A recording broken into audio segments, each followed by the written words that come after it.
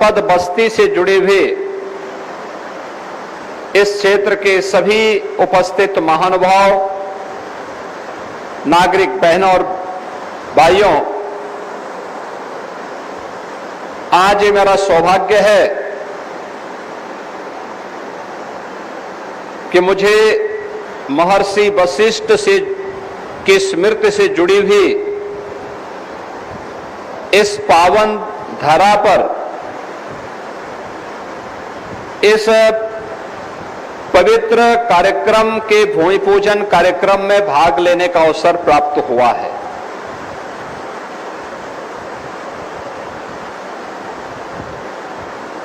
सरस्वती शिशु मंदिर के एक बड़े प्रकल्प को अखिल भारतीय शिक्षा संस्थान विद्या भारती के तत्वाधान में एक नए रूप में प्रस्तुत करने का प्रयास हुआ है। पहले विद्या भारती परिवार को और सरस्वती शिशु मंदिर रामबाग से जुड़े हुए सभी पदाधिकारियों को, वहां के प्रधानाचार्य जी को, सभी आचार्यों को हृदय से इस कार्य के लिए बधाई देते हुए बस्ती वासियों को इस कार्य के लिए अपनी शुभकामनाएं देता हूं।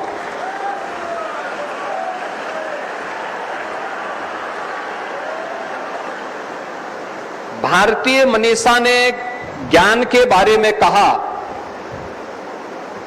कि सा विद्या या विमुक्त, ये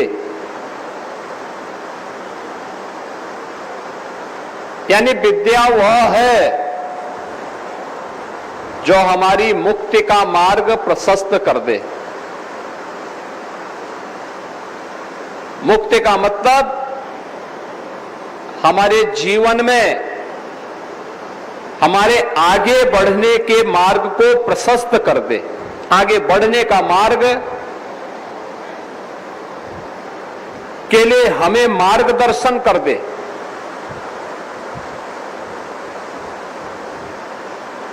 यह देश 1947 में स्वतंत्र होता है, लेकिन 1947 में स्वतंत्र होने के बाद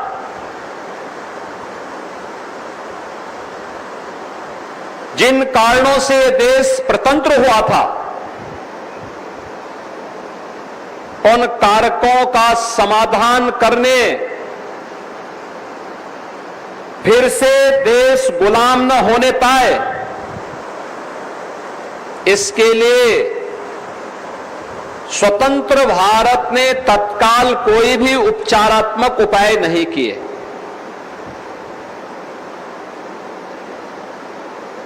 और इन्हीं विसंगतियों को दूर करने के लिए तत्कालीन राष्ट्रीय स्वयंसेवक संघ के प्रचारक के रूप में सरदेव नानाजी देशमुख के नेतृत्व में इसी गोरक्ष प्रांत के गोरखपुर में सरस्वती शिशु मंदिर की पहली शाखा स्थापित की गई थी। आप याद करिए, ये गोरक्ष प्रांत इस दृष्टि से सौभाग्यशाली है कि उसे विद्या भारती अखिल भारतीय शिक्षण संस्थान के मातृभूमि होने का सौभाग्य प्राप्त है, क्योंकि आज देश के अंदर विद्या भारती के अंतर्गत संचालित हजारों शिक्षण प्रशिक्षण संस्थाएं राष्ट्र निर्माण के जिस अभियान के साथ जुड़ी हुई हैं, उसके ताकत को देश भी और दुनिया भी समझती है। और इसलिए आज का ये कार्यक्रम अत्यंत महत्वपूर्ण है कि बस्ती के अंदर भी एक नया शानदार कैंपस सरस्वती शिशु मंदिर का फिर से तैयार होने वाला है और जिसके भूमि पूजन कार्यक्रम के साथ आज हम सब यहां पर जुड़ रहे हैं। भारत के अंदर भारत की शिक्षा कैसे होनी चाहिए, यह आजादी के 5 साल के बाद जब तत्कालीन सरकारें इस दिशा में प्रयास नहीं कर पाई तो इस प्रयास को आगे बढ़ाया था सरदेव नानाजी ने, और वह भी गोरखपुर से। उसके पीछे का ध्येय यही था कि भारत और भारतीयता से ओतप्रोत भारत की परंपरा, भारत की संस्कृति, भारत के प्रति मातृभाव से ओतप्रोत ऐसे शिक्षण संस्थान की स्थापना आवश्यक है जो भारत को भारत के अनुरूप फिर से विश्व गुरु के रूप में स्थापित करने में अपना योगदान दे सकें। और इसके लिए इसकी शुरुआत होती है हमारे शिक्षण संस्थानों में ही, शिक्षा के मंदिरों में ही। शिक्षण संस्थान केवल अक्षर ज्ञान के माध्यम नहीं है, वह एक बालक के सर्वांगीण विकास की आधारशिला है। और अगर शिक्षा संस्कार युक्त नहीं है, शिक्षा मूल्यों और आदर्शों पर आधारित नहीं है, शिक्षा अपनी मातृभूमि के प्रति,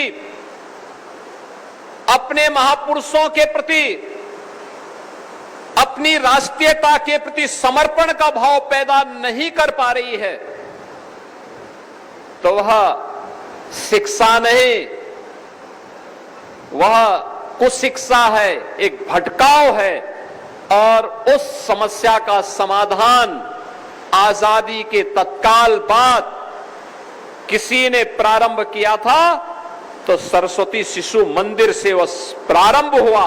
और आज 12,000 से अधिक शिक्षण प्रशिक्षण संस्थाएं देश भर में फैल करके अपने इस अभियान को निरंतर एक नई गति प्रदान कर रहे हैं। यह एक चुनौती थी, सरकार विपरीत,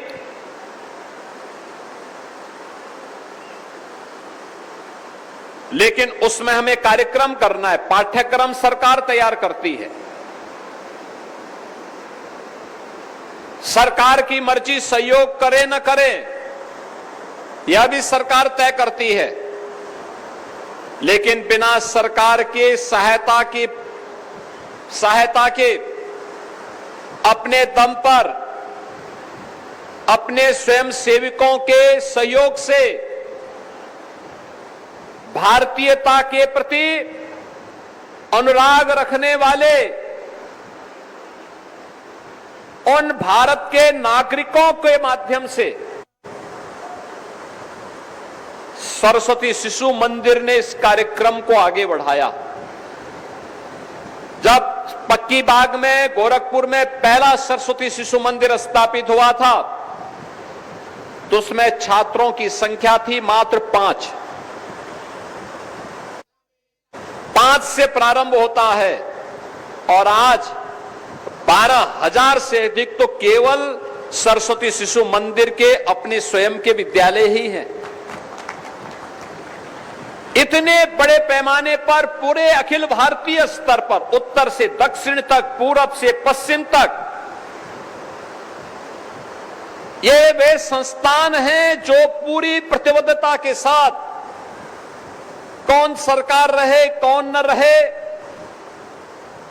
पाठ्यक्रम सरकारें क्या दे रही हैं इसकी परवाह किए बगैर बच्चों के अंदर भारत और भारतीयता के प्रति एक नागरिक के रूप में उन कर्तव्यों का बोध कराने के लिए भारत को सुयोग्य नागरिक बनाने के लिए अपने इस राष्ट्रीय दायित्व का ईमानदारी पूर्वक निर्वहन कर पा रहा है।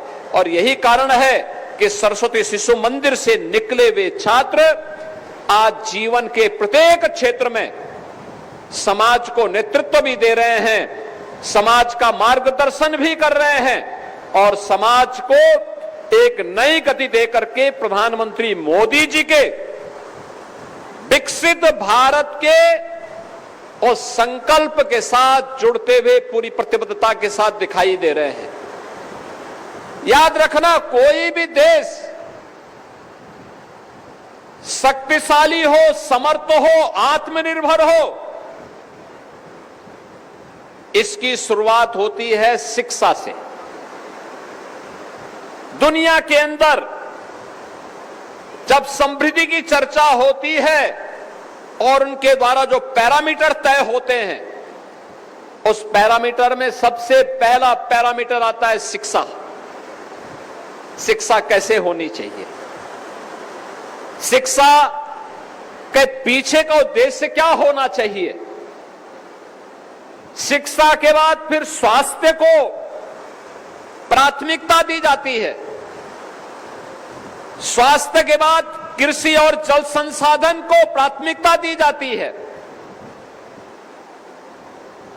इसके उपरांत कौशल विकास और रोजगार को, एम्प्लॉयमेंट को उसके बाद इसके साथ जोड़ा जाता है और फिर पर्यावरण को ध्यान में रख करके किस प्रकार का विकास हो जो पर्यावरण के अनुकूल हो। ये सभी पैरामीटर तय करने के बाद ही ये तय होता है कि अगर ये पैरामीटर आप तय कर रहे हैं तो समग्र विकास के इन लक्ष्यों को प्राप्त करने में सफल हो पाएंगे। और समग्रता के उस लक्ष्य को प्राप्त करने की मंशा के साथ जब कोई अभियान आगे बढ़ता है तो वह न केवल उस देश के हित में बल्कि मानवता के कल्याण का मार्ग वहीं से प्रशस्त भी होता है, वहीं से प्रशस्त होता है।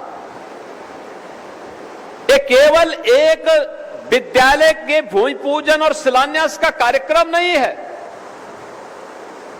यह भारत के सुयोग्य नागरिकों को गढ़ने का और उन्हें आगे तलाशने के साथ साथ उसे तराशने का भी एक महत्वपूर्ण मंच आज पुनः यहां पर शुरुआत करने जा रहा है विद्या भारती अखिल भारतीय शिक्षण संस्थान, जिसके माध्यम से बड़े पैमाने पर भारत को सुयोग्य नागरिक तैयार करने का एक नया केंद्र विकसित हो रहा है। बहनों और भाइयों, आप याद करिए, भारत की आजादी के अमृत महोत्सव वर्ष पर प्रधानमंत्री मोदी जी ने देशवासियों से आगामी 25 वर्ष की एक कार्य योजना तैयार करने के लिए कहा। आगामी 25 वर्ष की कार्य योजना क्या? याद रखना, जब हम बिना किसी प्लानिंग के कोई कार्य करते हैं तो हम लोग चूक जाते हैं। कोई भी व्यवस्था होती है, कोई भी प्रबंधन होता है, कोई भी सरकार होती है, कोई भी कारपोरेट घराना होता है, वह सबसे पहले वर्ष भर की अपनी प्लानिंग करता है। वर्ष भर की प्लानिंग के बाद फिर आगामी कार्यक्रमों की कार्य योजना तैयार करता है। लघु अवधि के क्या होंगे, मध्यम अवधि के क्या होंगे, दीर्घ अवधि के क्या होंगे। ये प्लानिंग इसलिए, इस प्लानिंग के माध्यम से हम आगे के उन लक्ष्यों को प्राप्त कर सकें जिन्हें प्राप्त करके हम स्वयं तो सशक्त होंगे ही, बल्कि आने वाली पीढ़ी को या अपने प्रतिष्ठान को, अपने संस्थान को समर्थ भी बना पाएंगे। और उस दिशा में एक प्रयास होता है। आप देखते होंगे सरकार हर साल अपना बजट प्रस्तुत करती है, हर वर्ष बजट प्रस्तुत करती है, लेकिन सरकार के बजट में एक विजन होता है। विजन क्या होता है? सरकार के बजट का विजन होता है, हमें एक वर्ष के लिए तो कार्यक्रम बनाने ही होते हैं। एक वर्ष के बाद 5 वर्ष के लिए क्या, आगामी 10 वर्ष के लिए क्या, आगामी 25 वर्ष की क्या योजना इस बजट में होगी, यह भी उसके साथ तय करना होता है। और वैसे ही प्रधानमंत्री मोदी जी ने देशवासियों के सामने 25 वर्ष की एक रूपरेखा 2022 में तय की थी। उन्होंने कहा था भारत को विकसित भारत बनाना है, लेकिन विकसित भारत कब बनेगा? उन्होंने कहा था विकसित भारत तब बनेगा जब भारत इन 5 प्राणों को अपने जीवन का हिस्सा बनाएगा। कौन से 5 प्रण? उन्होंने कहा कि हमें अपनी विरासत का सम्मान करना होगा। देखिए, विरासत का सम्मान क्या? हमें अपने पूर्वजों और अपनी परंपराओं पर गौरव की अनुभूति करनी होगी, उन्हें मजबूत करना होगा, उन्हें अपने जीवन का हिस्सा बनाना होगा। और उसी की कड़ी थी जब आपने देखा होगा पूर्वजों ने एक संकल्प लिया था, एक देश में 2 विधान, 2 निशान और 2 प्रधान नहीं चलेंगे का उद्घोष 1953 में डॉक्टर श्यामा प्रसाद मुखर्जी ने की थी। और कश्मीर में शेष भारत का कानून लागू हो, इसके लिए उन्होंने जब संघनाद किया था, इसके लिए उन्हें बलिदान देना पड़ा था। 1953 से लेकर के 2019 तक यह व्यवस्था कश्मीर के लिए चलती गई। कश्मीर में धारा 370 1952 में कांग्रेस ने बाबा साहब भीमराव अंबेडकर के न चाहने के बावजूद जबरन लागू किया, लेकिन डॉक्टर श्यामा प्रसाद मुखर्जी के इस संकल्प को साकार किया। एक देश में 2 प्रधान, 2 निशान, 2 विधान नहीं चलेंगे, यह साकार किया प्रधानमंत्री मोदी जी ने जब कश्मीर में धारा 370 को समाप्त करके कश्मीर से आतंकवाद और किसी भी प्रकार के भारत विरोधी गतिविधियों की सभी प्रकार की उनकी गतिविधि और साजिशों को एक झटके में समाप्त करके कश्मीर को भारत के कानून के साथ जोड़ने का काम किया। विरासत का सम्मान क्या? यही है जो आपने देखा होगा 500 वर्षों का इंतजार जब समाप्त होता है, अयोध्या में रामलला का भव्य मंदिर का निर्माण होता है। विपक्षी दलों के लिए लगता था कि ये नहीं हो सकता, ये नहीं होना चाहिए, लेकिन संकल्प था राम भक्तों का और मर्यादा पुरुषोत्तम प्रभु श्री राम भारत के आदर्श हैं, भारतीयता के प्रतीक हैं। जब महर्षि वाल्मीकि ने नारद जी से पूछा कि मुझे कुछ लिखना है, ऐसा कौन सा आदर्श होगा जिसके बारे में मैं लिख सकूं, तो उस समय महर्षि वाल्मीकि को नारद जी ने यही कहा कि भाई ये देश के अंदर, वर्तमान में दुनिया के अंदर इस धरती में एक ही चरित्र है जिस पर लिखा जा सकता है, और वह चरित्र राम का है, श्री राम पर लिखो। और उन्होंने उस समय क्या लिखा, कहां से शुरुआत की? उन्होंने एक शुरुआत की रामो विग्रहवान धर्म, यानी राम स्वयं में धर्म है, धर्म के जो गुण हैं वे राम में साक्षात हैं। और वहीं पर रामायण जैसा दुनिया का सर्वश्रेष्ठ महाकाव्य महर्षि वाल्मीकि ने हमें दिया। हमें महर्षि वाल्मीकि की विरासत पर गौरव की अनुभूति है। हमें प्रभु राम की विरासत पर गौरव की अनुभूति है। हमें लीलाधारी श्री कृष्ण की परंपरा पर गौरव की अनुभूति है। हमने भारत के उन महापुरुषों के लिए, जिन्होंने भारत के लिए योगदान दिया, भारतीयता के लिए अपना बलिदान दिया, देश की आजादी के लिए और स्वतंत्र भारत में भारत की सीमाओं की रक्षा करते हुए जिन्होंने अपने आप को बलिदान कर दिया, वे सभी हमारे लिए आदर्श हैं। उन सबका सम्मान करना और उनकी विरासत का संरक्षण करना, ये हर भारतीय का दायित्व है। प्रधानमंत्री जी ने इस विरासत के सम्मान करने के साथ हर भारतीय को जोड़ने की बात की।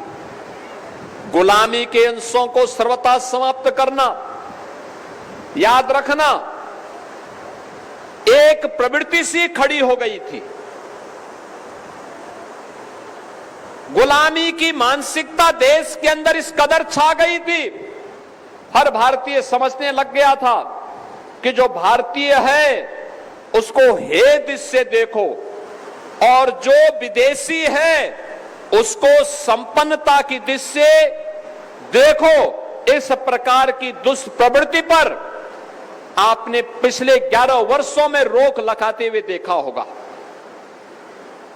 नहीं, जो भारतीय है वह सर्वश्रेष्ठ है, और सर्वश्रेष्ठ इसलिए है क्योंकि जो विदेशियों ने अर्जित किया है वह अस्थाई नहीं, वह भारत को लूट करके, दुनिया को लूट करके उन्होंने अर्जित किया है। भारत ने अपने पुरुषार्थ से अपनी समृद्धि को अपनाया था, और ऐसा नहीं कि भारत कभी दुनिया का समृद्ध देश न रहा हो। जब हम दुनिया के मानचित्र पर नजर डालते हैं, याद रखना, आज से 400 वर्ष पहले भारत दुनिया की नंबर 1 की अर्थव्यवस्था हुआ करता था। नंबर 1 का अर्थव्यवस्था भारत थी। दुनिया के अंदर भारत का कंट्रीब्यूशन 25% था दुनिया की अर्थव्यवस्था में।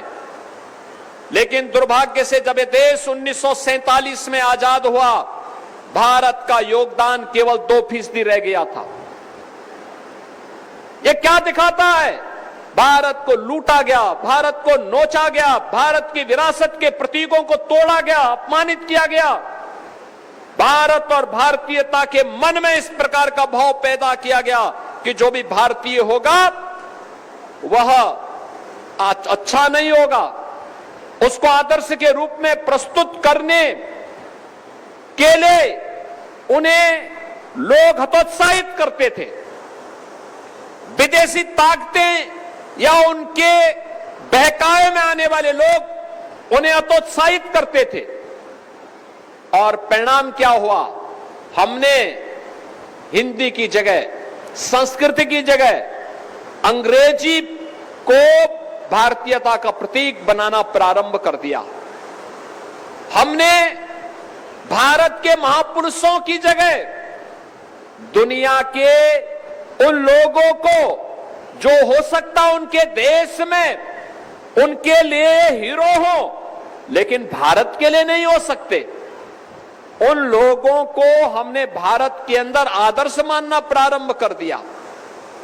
हमने भारत के अंदर अपने परंपरा और अपने जो भी प्रतीक थे उनसे अपनी दूरी बनाने का दुष्परिणाम क्या हुआ कि धीरे धीरे करके भारत के नागरिकों के मन में भाव पैदा हो गया कि देश फिर कभी आजाद नहीं होगा।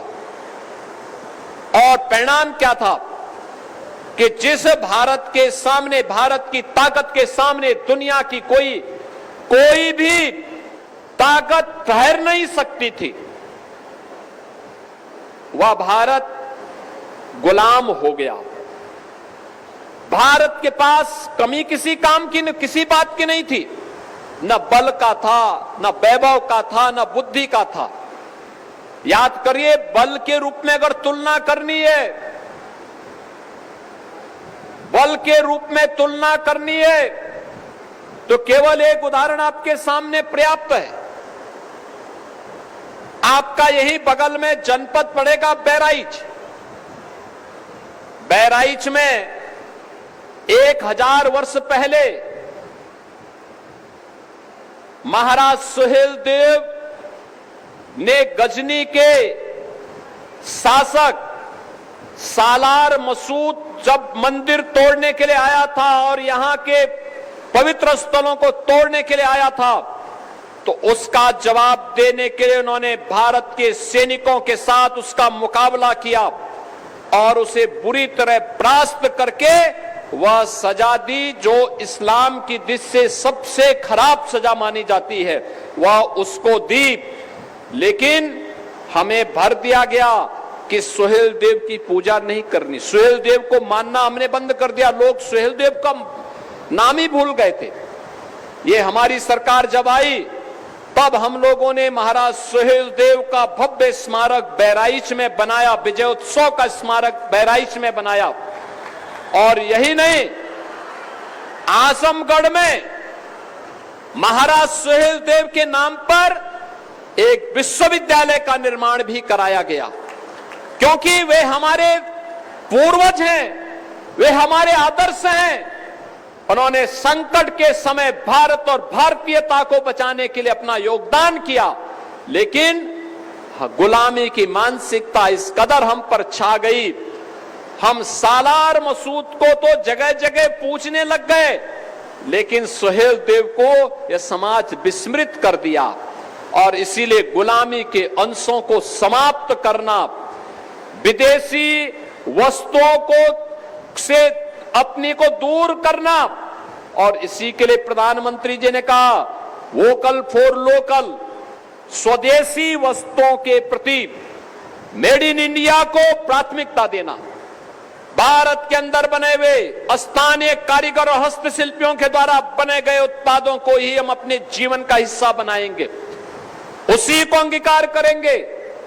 हम कहीं जाते हैं, कोई पर्व और त्योहार होता है, किसी के जन्मदिन पर जा रहे हैं, तो भारत के बने हुए कारीगरों के द्वारा बनाए गए, भारत के हस्तशिल्पियों के द्वारा बनाए गए वस्तुओं को हम देते हैं। अगर हम देंगे तो उसका मुनाफा भी हमारे कारीगर और हस्तशिल्पियों के पास जाएगा, उनके पास जाएगा, तो अब पैसा भारत की समृद्धि में लगेगा। अगर यही पैसा जब विदेशी कंपनियों के हाथों में जाता है, तो याद रखना यही पैसा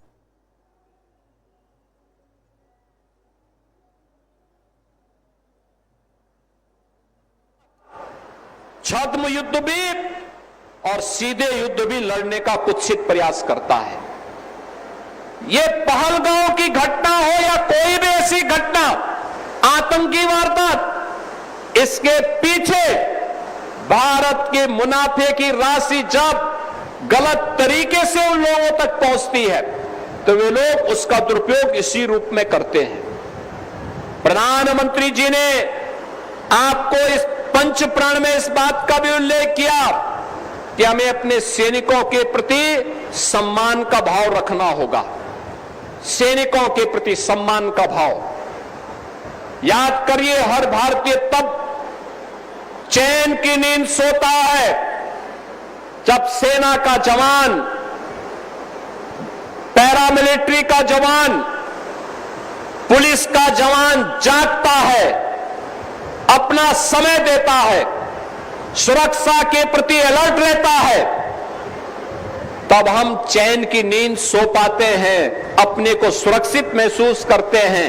यह कृतज्ञता का भाव हम यूनिफॉर्म के प्रति अगर रखना प्रारंभ करेंगे, तो यह भी हमें आगे बढ़ाने के लिए और भारत के अंदर अपने सैनिकों के प्रति सम्मान का भाव, सुरक्षा के माहौल को बेहतर बनाने की दिशा में हमारा महत्वपूर्ण कदम होगा। एकता और एकात्मता, आप देखते होंगे यह देश गुलाम इसलिए हुआ क्योंकि हम आपस में बटे थे, जाति के नाम पर, क्षेत्र के नाम पर, भाषा के नाम पर विदेशी आक्रांत आते थे, लूटते थे। हम लोग मौन इसलिए रहते थे क्योंकि हमें लगता था आज उस पे हमला हो रहा है, हम सुरक्षित हैं। अगर आज हमारा पड़ोस में आग लगी है और हम ये मान करके चलते हैं कि हम सुरक्षित रहेंगे, तो अभी पड़ोस जल रहा है, हम मौन हैं, उस आग को बुझा नहीं रहे, तो कल हमें भी उसकी चपेट में आना ही आना होगा। लेकिन हम लोग भूल गए, परिणाम क्या था? देश गुलाम हो गया। किसी भी प्रकार के भेदभाव को समाप्त करना, उसके लिए एक संकल्प के रूप में हमें कार्य करना, क्योंकि बांटने वाली ताकतें बड़े पैमाने पर, जो नहीं चाहते भारत मजबूत हो, वे लोग भारत को कमजोर करने के लिए हर प्रकार के षड्यंत्र करते हैं, हर प्रकार के नई नई युक्तियां भी निकालते हैं। और आज का समय तो आपने देखा होगा, आज का समय सोशल मीडिया का समय, सोशल मीडिया का दुरुपयोग भी हो सकता है, सदुपयोग भी हो सकता है। सोशल मीडिया के प्लेटफॉर्म में, डिजिटल मीडिया के प्लेटफॉर्म में किस तरीके से सोसाइटी में भ्रम पैदा करने का प्रयास होता है, जाति को जाति से लड़ाने का प्रयास होता है, फेक अकाउंट बना करके कैसे एक दूसरे को गाली दे करके और गाली दिलवा करके फिर आपस में बांटने का कुत्सित प्रयास हो रहा है। ये सोशल मीडिया प्लेटफॉर्म का, डिजिटल मीडिया प्लेटफॉर्म का उपयोग हम अच्छी चीजों के लिए कर सकते थे। इस प्लेटफॉर्म का उपयोग अच्छी शिक्षा के लिए किया जा सकता था। कोविड कालखंड में आपने देखा होगा, वर्चुअल क्लासेस चली, ऑनलाइन क्लासेस चली, जगह जगह से शिक्षकों ने पाठ्यक्रम के माध्यम से अपने अच्छे कंटेंट दे करके बच्चों को पढ़ने के लिए प्रेरित किया। एक पक्ष उसका सकारात्मक है, जो सकारात्मक पक्ष है कि कहीं किसी ने अच्छा काम किया, उस अच्छे काम के हमने प्रचार प्रसार किया, और प्रचार प्रसार किया तो लोगों के मन में आया कि हाँ, इसने अच्छा काम किया है, हम भी अच्छा करेंगे, एक स्वस्थ प्रतिस्पर्धा आगे बढ़ी। लेकिन दूसरी तरफ उसका दुरुपयोग भी क्या है कि दो गलत फेक अकाउंट बना दिए, एक जाति को गाली दे रहा है, दूसरा दूसरी जाति को गाली दे रहा है, और पता लग रहा है कि जो जिस जाति का बंदा है न वो उस जाति का है, लेकिन उसने छद्म रूप में अकाउंट बनाने में सफलता प्राप्त की, और उसके बाद सोशल मीडिया के प्लेटफॉर्म का दुरुपयोग शुरू हो गया। टेक्नोलॉजी हमारे लिए महत्वपूर्ण है, लेकिन टेक्नोलॉजी हमारे अनुकूल हो, टेक्नोलॉजी को हम अपने अनुरूप ढाल सकें, समाज के लिए और देश के अनुरूप इसको बना सकें, इसका दायित्व हमारे पास है। याद करना, आज का समय टेक्नोलॉजी का है, और इसीलिए जब दुनिया कोविड कालखंड के दौरान पस्त थी, तब एक तरफ प्रधानमंत्री मोदी जी के नेतृत्व में पूरा भारत एक तरफ कोरोना प्रबंधन का बेहतरीन उदाहरण प्रस्तुत कर रहा था, और दूसरी तरफ भारत के द्वारा उस समय प्रधानमंत्री जी के नेतृत्व में भारत ने अपनी राष्ट्रीय शिक्षा नीति की घोषणा की, नेशनल एजुकेशन पॉलिसी 2020। आज नए भारत के निर्माण के लिए, विकसित भारत के निर्माण के लिए एक मार्गदर्शक के रूप में हम सबके सामने है।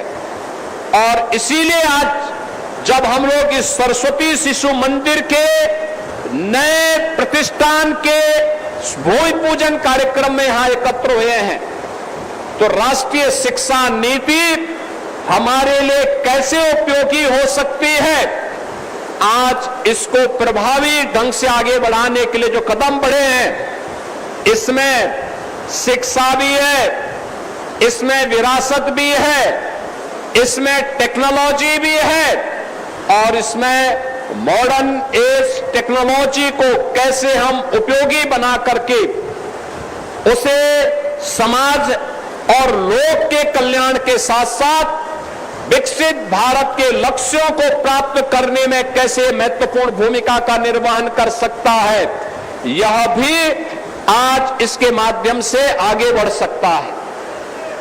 आज टेक्नोलॉजी ने नए नए कीर्तिमान स्थापित किए हैं।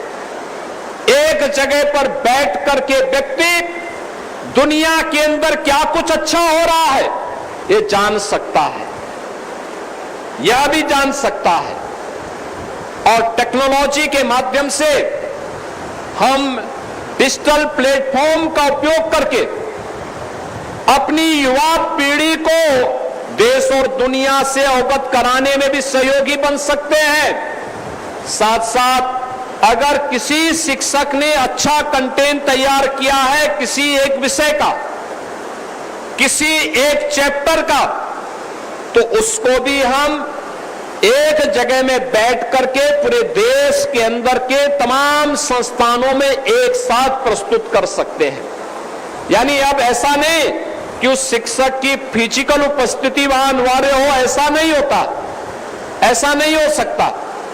सरकार आज टेक्नोलॉजी ने आसान बनाया है और यह चाहे वह शहरी क्षेत्र हो, ग्रामीण क्षेत्र हो, उन सब से लोग लाभान्वित हो रहे हैं जहां पर लोगों ने टेक्नोलॉजी का उपयोग किया। लेकिन टेक्नोलॉजी हमारे द्वारा हैंडल हो, हमारे द्वारा संचालित हो, हम टेक्नोलॉजी के दास न बने, हम टेक्नोलॉजी हमें न संचालित करने लग जाए। हमें सतर्कता जरूर बरतनी पड़ेगी, क्योंकि अभी आर्टिफिशियल इंटेलिजेंस जिस रूप में तेजी के साथ आगे बढ़ रहा है, यह हमारे लिए सतर्कता और सावधानी भरे कदमों को आगे बढ़ाने के लिए एक नया हमारे लिए एक सबक होगा। यह महत्वपूर्ण है कि हम इसको अपने डे टू डे के उन महत्वपूर्ण कार्यों में इसका उपयोग तो करें जहां हमें अच्छे डाटा लेने हो, जहां हमें उपयोगी जानकारी लेनी हो। लेकिन अगर वही हमें हैंडल करने लग जाएगा तो वह एक दुविधा भी हमारे सामने प्रस्तुत कर सकता है और इसका दुरुपयोग भी बहुत हो रहा है। दुरुपयोग इस रूप में आज आप देखते होंगे बहुत बार लोग, वो व्यक्ति नहीं लेकिन उसकी तस्वीरें बना करके उसके साथ छेड़छाड़ करके लोग उसको मीडिया, सोशल मीडिया प्लेटफॉर्म के माध्यम से, उसके माध्यम से ब्लैकमेलिंग करते हैं। साइबर फ्रॉड जिसके माध्यम से व्यक्ति को डिजिटल अरेस्ट करके उसके माध्यम से भी बेवकूफ बना दिया जाता है और वो व्यक्ति ठगा का ठगा महसूस करता है कि जब उसको ठग लिया जाता है, सारा पैसा निकाल लिया जाता है, तब उसको पता लगता है अरे तो मुझे बेवकूफ बना दिया गया।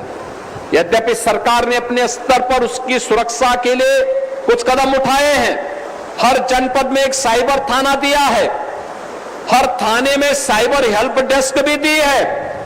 लेकिन टेक्नोलॉजी का उपयोग उतना हो जो हमारे लिए उपयोगी हो, हमारे पाठ्यक्रम को आगे बढ़ाने में उपयोगी हो, जो हमारे लिए किसी कंपटीशन में आगे बढ़ने के लिए उपयोगी साबित हो, वहां पर तो हमें इसका उपयोग करना चाहिए।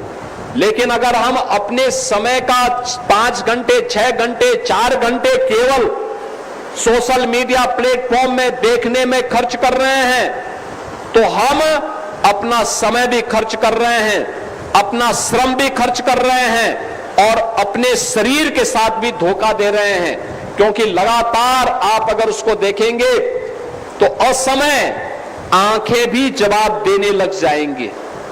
हमें कभी भी इतना समय नहीं देना है। जहां हमें कोई डिजिटल लाइब्रेरी देखनी हो, कोई महत्वपूर्ण डाटा दुनिया का देखना हो, उससे कुछ महत्वपूर्ण जानकारी लेनी हो, अब तो चैट वाक में अगर आप जाएंगे, जीपीटी में अगर आप जाएंगे, उसमें केवल एक बार बोलेंगे कि मुझे इस विषय में कोई एक चैप्टर तैयार करना है, आपको 2-3 मिनट के अंदर वो बना करके उपलब्ध करवा देगा। और उपलब्ध करवाने के बाद थोड़ा बहुत उसमें वाक्यों में हेर फेर आपको करना पड़ सकता है, लेकिन वो आपके लिए उपयोगी हो सकता है।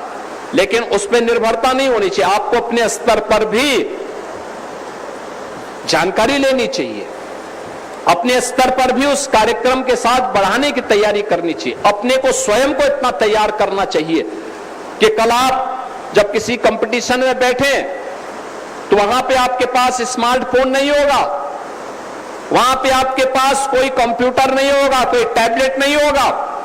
वहां पर पता लगा कि आप केवल इस भरोसे रह गए और वहां पे आप कोई कैलकुलेशन न जान रहे हैं, कोई भी किसी भी प्रकार की कोई जानकारी आपके पास नहीं है, आपकी निर्भरता केवल एक कंप्यूटर पर, एक कैलकुलेटर पर और एक टैबलेट पर निर्भर रह गई है, तो ये मान करके चलिए कि कंपटीशन आपके लिए एक पहाड़ हो जाएगा।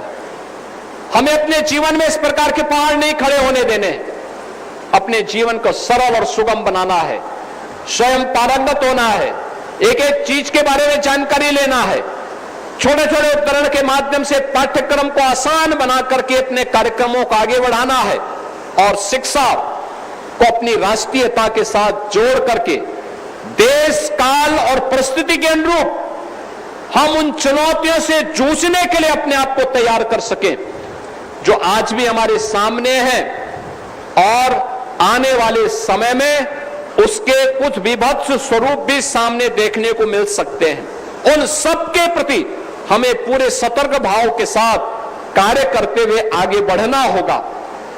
सरस्वती शिशु मंदिर की परंपरा जो इस गोरक्ष प्रांत से प्रारंभ हुई, आज देश और दुनिया के अंदर आपको देखने को मिलेंगे। आप देख रहे हैं